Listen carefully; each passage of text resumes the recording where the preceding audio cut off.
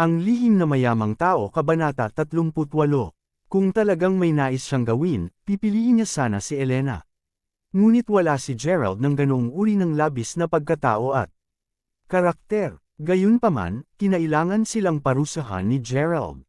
Kaya, naisipan niyang bigyan ng mga ito ng ganitong uri ng masamang parusa upang lagi nilang maaalala ang araw na ito. Panipi. Pagkatapos ng kalahating oras, ang mga batang babae ay naglakad palabas ng silid. Lahat sila ay may masakit at malungkot na ekspresyon sa kanilang mga mukha. Sa oras na ito, ang lahat ng mga pangalawang henerasyon na mayamang batang Panginoon ay natigilan. Damn it! Si G. Crawford ay sobrang kamangha-mangha. Maaari niya talagang parusahan ang lahat ng 5 magagandang batang babae sa loob ng kalahating oras at ang mga batang babae ay halos hindi makalakad sa isang tuwid na linya ngayon.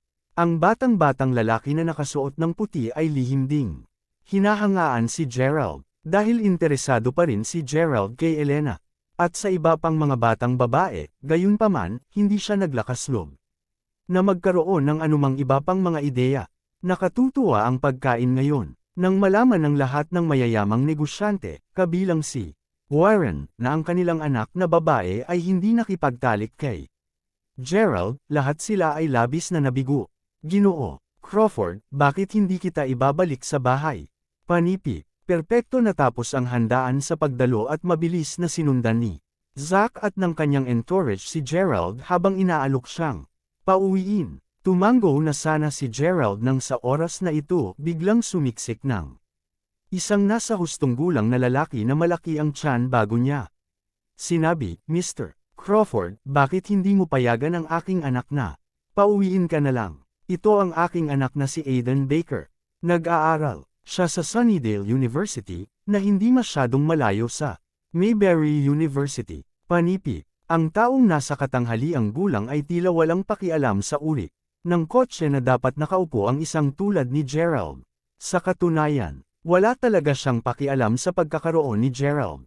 Ang nais lang niya ay sumakay si Gerald sa kotse ng kanyang anak at ang hangarin niyang gawin ito ay para lang maalala ni Gerald ang pangalan ng kanyang anak. Sapat na iyon sa kanya. Siyempre, si Aiden ay walang iba kundi ang dating pangalawang henerasyon na mayamang anak na nakasuot ng puti. Sa oras na ito, medyo nahihiya si Aiden habang nakatayo sa harap ni Gerald na nakatalikod ang mga kamay. Pagkatapos ng lahat, ang pamilyang Crawford ay isang napakamayaman at makapangyarihang pamilya. Paano siya posibleng hindi kinakabahan sa harap ni Gerald? Gayunpaman, hindi gaanong nagsabi si Gerald at simpleng tumango lamang ito at sinabi, sige na. Humihingi ako ng pasensya na. Guluhin kita, kapatid. Panipi. Ano? Wala naman itong gulo. Wala namang gulo. Panipi. Ang ama ni Aiden ay nagulat na si Gerald ay talagang napakadali. Si Aiden ay labis ding nasasabik sa oras na ito. Nagmamadali siyang umalis bago magmaneho ng sasakyan papunta sa main entrance. Si Aiden ay nagmamaneho ng isang Ferrari na nagkakahalaga ng halos $750,000.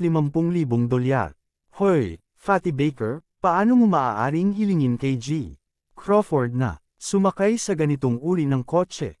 Sinubukan ng iba pang mga tao na pigilan siya kaagad nang makita nila ang sasakyan ni Aiden. Ginoo Crawford, bakit hindi mo ako sasakay sa halip? Mayroon akong Rolls Royce. Panipi. Oo, G. Crawford, hindi ka marahil makasakay sa kotseng ito. Paano? Ito nababagay sa iyong katayuan. Panipi. Ang iba pang mga bosses at negosyante ay nakikipagkompetensya para sa pansin ni Gerald sa oras na ito. Hindi, maayos ang kotseng ito. Babalik ako sa campus ko ngayon.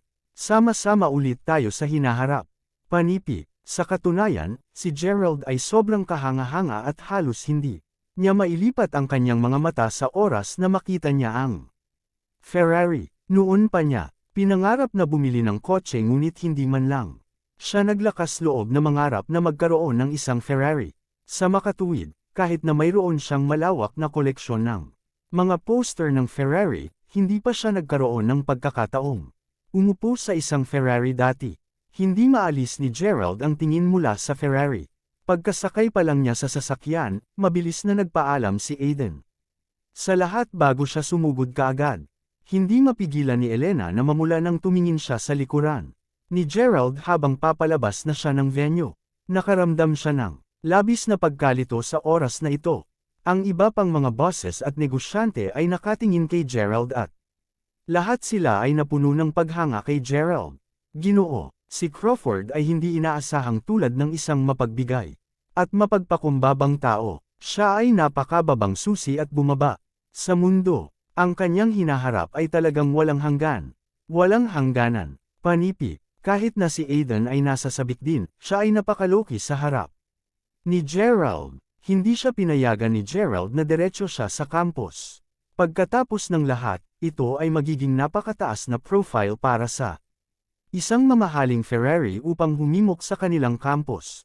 Hindi ito nakahanay sa mababang key at introverted character ni Gerald. Sa makatuwid, hiniling niya kay Aiden na ihulog siya sa harap ng gate ng unibersidad. Sa parehong oras, talagang nasiyahan si Gerald sa kanyang pagsakay sa Ferrari, dahil nais ng kanyang kapatid na babae na gugulin niya ang $3 milyong sa kanyang Universal Global Supreme Shoppers card. Marahil ay dapat niya lang gamitin ang pera upang bumili ng kotse noon. Habang iniisip niya ito, nagsimulang maglakad si Gerald patungo sa unibersidad. Gayunpaman, hindi niya napansin ang pares ng mga mata na nakatuon sa kanya sa ngayon. Gerald, ikaw, huminto ka dyan.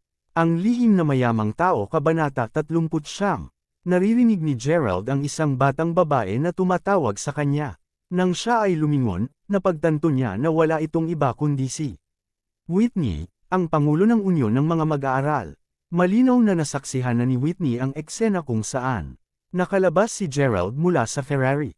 Sa oras na ito, nakatitig siya kay Gerald na hindi makapaniwala na may sobrang gulat na ekspresyon sa mukha. Paano kita matutulungan? Hindi inaasahan ni Gerald na makikita pa rin siya ng isang kakilala. Kahit na hiniling na niya kay Aiden na ibaba siya sa sobrang layo mula sa campus. Alam ni Gerald na ang dahilan kung bakit tumawag sa kanya si Whitney ay dahil gusto niyang malaman kung bakit siya nakalabas mula sa Ferrari. Gayunpaman, nagpanggap si Gerald na medyo nalito. Seryoso, ikaw, bakit ka lang nakakaba sa isang Ferrari? Diretsong tinanong siya ni Whitney.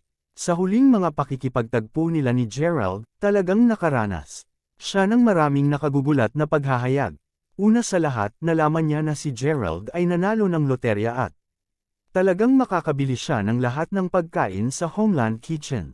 Kagabi, bukod dito, hindi siya nag-atubiling mag-splurge man lang.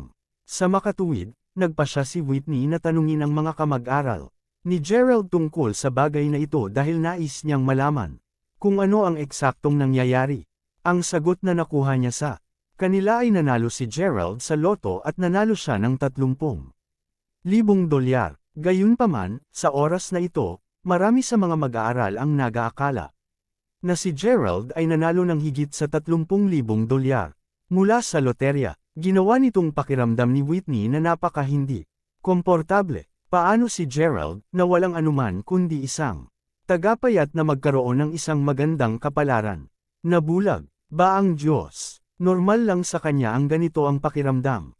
Kung sa bagay, walang magiging komportable o masaya kung ang isang tao na binubuli nila sa buong buhay ay biglang namuhay ng mas mahusay kaysa sa kanila. Si Whitney ay nangangahulugang hanapin si Gerald at makuha ang ilalim ng bagay na ito.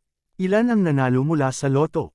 Hindi inaasahan, nasagasaan siya nito habang papalabas na siya ng unibersidad at nakita niya siyang lumalabas sa mamahaling Ferrari. O, sasakyan iyon ng kaibigan ko. Inaalis lang niya ako sa school. Gaanong tugon ni Gerald? Hahaha, sasakyan ng kaibigan mo. Sino ang kaibigan mo? Gusto mo ba, Gerald, magkaroon ng mga kaibigan na napakayaman? Hindi. Ako maniniwala sa iyo kahit papatayin mo ako. Panipi, si Whitney ay hindi talaga kumbinsido. Aba, hindi mahalaga sa akin kung maniniwala ka sa akin o hindi. Bukod dyan, kung mayroon man akong mayaman o mayamang kaibigan ay wala namang kinalaman sa iyo, hindi ba? Sagot ni Gerald habang nagsisimula na siyang maiinis. Ang babaeng ito ay masyadong hindi makatuwiran. Nagsisimula na ring tuklasin ni Gerald na pagkatapos niyang makakuha ng kayamanan, sumasailalim din siya ng isang banayad na pagbabago sa personalidad. Bago ito, hindi na siya nagkaroon ng lakas ng loob na kausapin si Whitney sa ganitong pamamaraan. Talagang hindi nasiyahan si Whitney sa tono ni Gerald sa oras na ito. Ikaw, wow, Gerald, hindi mo ba alam kung paano pahalagahan ang pag-aalala ng iba sa iyo?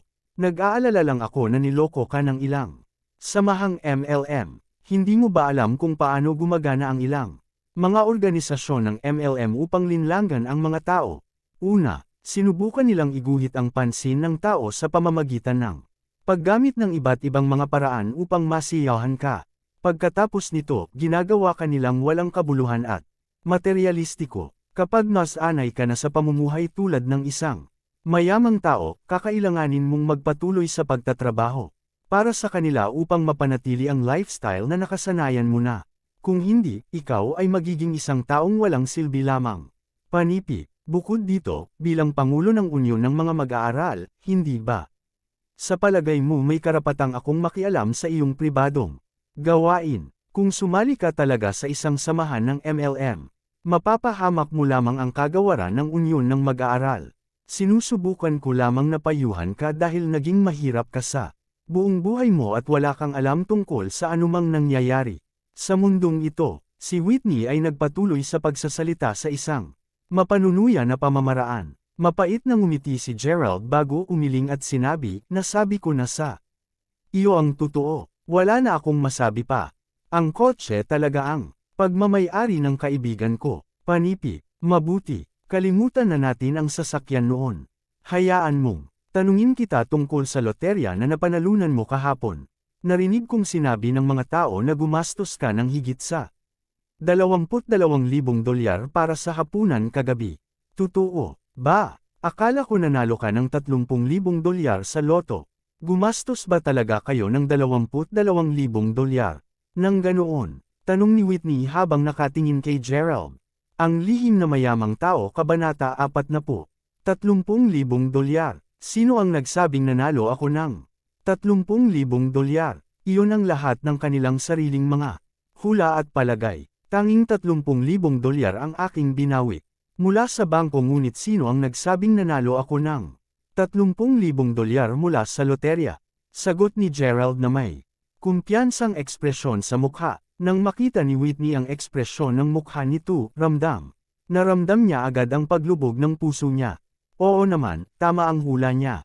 Dahil si Gerald ay higit na handang gumastos ng $22,000 ng sabay, tiyak na nanalo si Gerald ng higit sa $30,000 sa loterya. Magkano ang panalo mo, kung gayon? Hindi maginhawa para sa akin na sabihin iyon sa iyo. Gayunpaman, hindi ito labis. Hindi masyadong marami. Okay, Miss President Jenkins, kung wala nang iba, nais kong umalis ngayon. Sagot ni Gerald na may walang malasakit na ekspresyon sa mukha. Nararamdaman ni Whitney na parang sisabog na siya sa oras na ito. Tingin mo talaga napakagaling mo. Mapalad ka lang na manalo ng pera mula sa loto. Gayunpaman, hindi ka may kukumpara sa isang pangalawang henerasyon na mayamang anak na tulad ni Victor. Panipi, galit na kumadyot si Whitney dahil hindi niya matiis ang kasalukuyang ugali ni Gerald sa sarili. Si Victor ay isang pangalawang henerasyon din na mayamang anak. Bagaman hindi siya masyadong may kakayahan o kahanga-hanga. Anuman ito, sa mga mata ni Whitney, isang pangalawang henerasyon na mayamang anak ay tiyak na mas mahusay kumpara kay Gerald na nanalo lamang sa loterya. Bib. Sa oras na ito, isang Audi A6 ang huminto sa tabi mismo ni Whitney. Matapos ilunsad ang bintana ng kotse, inilabas ni Victor ang kanyang ulo habang nakatingin kay Whitney. Whitney, bakit ang pamumutla ng kutis mo? Nakaramdam ka ba ng hindi magandang pakiramdam? O hindi mo nais na samahan ako para sa aking appointment sa pagpapanatili ng Audi A6? Casual na tanong ni Victor. Hindi, Victor, hindi iyan. Medyo nalulumbay lang ako. Sa totoo lang, medyo naguguluhan ako ngayon at nararamdaman ko rin ang Hindi maipaliwanag na pagkalungkot. Bakit ako nalulungkot? Panipi, hindi maipaliwanag ni Whitney ang kanyang nararamdaman sa oras na ito. Nang makita ni Victor na nararamdaman ni Whitney ang labis na pagkabalisa, alam niya na dumating ang kanyang pagkakataon at dali-dali niya itong aliwin. Whitney, bakit hindi ka muna sumakay sa sasakyan ko? Marahan mong sabihin sa akin kung anong nangyari. Marahil ay makakatulong ako sa iyo noon. Panipi, tumango si Whitney, dahil ang parami ng parami sa mga mag-aaral ang lalabas upang maglaro sa oras na ito. Naramdaman ni Whitney na napakaganda at ipinagmamalaki na nakaupo sa isang Audi A6. Matapos sumakay sa kotse, ipinarode ni Victor ang kanyang kotse sa pasukan ng unibersidad at hindi niya balak na magmaneho pa. Sa oras na ito, mabilis na sinabi ni Whitney kay Victor ang tungkol sa pakikipagtagpo nila ni Gerald. Biro ni Victor bago niya sinabi, Whitney, bakit ka nag-aalala tungkol kay Gerald? Kaya, paano kung nanalo siya sa loto? Narinig, kung naging wakper na naman si Gerald. Hahaha talagang nais kung sabihin sa iyo ang lahat tungkol dito ngayon. Panipi, kagabi, napahiya din si Victor dahil talagang nagbayad si Gerald ng mas mahal na package sa Homeland Restaurant kumpara sa kanya. Napakausisa din niya at nag-aalala tungkol sa pagkapanalo ni Gerald sa loto. Sa makatuwid, nagpadala siya ng isang tao upang tingnan ang sitwasyon. Kaya, talagang naging isang caper na naman ba si Gerald? Kanino mo narinig ang balita? Ayon sa isa sa mga kamag-aral ni Gerald, si Gerald ay nanalo ng higit sa 30,000 dolyar mula sa loterya at iyon ang dahilan kung bakit mas handa siyang gumastos ng 22,000 dolyar sa hapunan. Kagabi, sinabi agad ni Whitney, hahaha, oo, totoo na nanalo si Gerald ng 30,000 dolyar mula sa loterya. Ang dahilan kung bakit ginugol niya ang 22,000 dolyar sa hapunan ay dahil gusto niyang labanan laban sa karibal niyang si Yuri. Pareho sa kanila ang nais magpakitang gilas sa mga tuntunin kung sino ang may mas maraming pera at nagpasya silang hatiin ang bayarin para sa isa sa pinakamahal na pribadong silid na may mga piratang pinggan.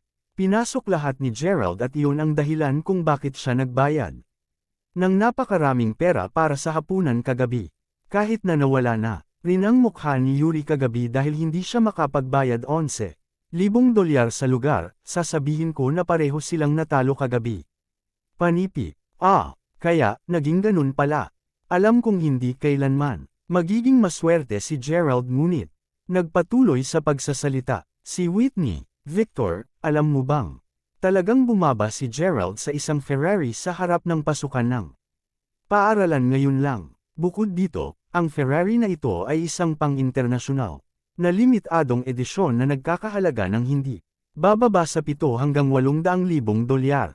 Tinanong ko siya tungkol dito at sinabi niya sa akin na ang Ferrari ay pagmamay-ari ng kaibigan niya. Panipi, may nangyari bang ganyan? Nakita mo ba ng malinaw? Ito ba ay talagang isang international limitadong edisyon ng Ferrari? Panipi, oo, malinaw kong nakita ito.